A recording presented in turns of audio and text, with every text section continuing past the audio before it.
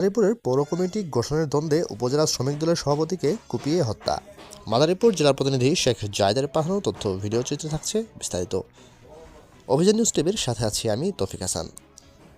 মাদারীপুরের পৌর শ্রমিক দলের কমিটি গঠনকে কেন্দ্র করে সদর উপজেলার শ্রমিক দলের একাংশের সভাপতি শাকিল মুন্সিকে কুপিয়ে হত্যা করেছে প্রতিপক্ষের লোকজন। নিহত শাকিল নতুন মাদারীপুর এলাকার মুফাজ্জল মুন্সির ছেলে। ঘটনাটি ঘটেছে রবিবার রাত 10টার দিকে মাদারীপুর সদর উপজেলার নতুন মাদারীপুর এলাকায়। স্থানীয় সূত্রে জানা গেছে, মাদারীপুর পৌর আওয়ামী লীগের সাধারণ সম্পাদক মনিরুজ্জামান আক্তার হাওলাদারের ছোট ভাই যুবলীগ নেতা লিটন হাওলাদারকে সম্প্রতি মাদারীপুর পৌর শ্রমিক দলের সভাপতি করা হয়। এই কমিটি গঠনকে কেন্দ্র করে উপজেলা শ্রমিক দলের একাংশের সভাপতি শাকিল মুন্সির সাথে দ্বন্দ্বের সৃষ্টি হয় আক্তার হাওলাদার এবং লিটন হাওলাদারের সাথে।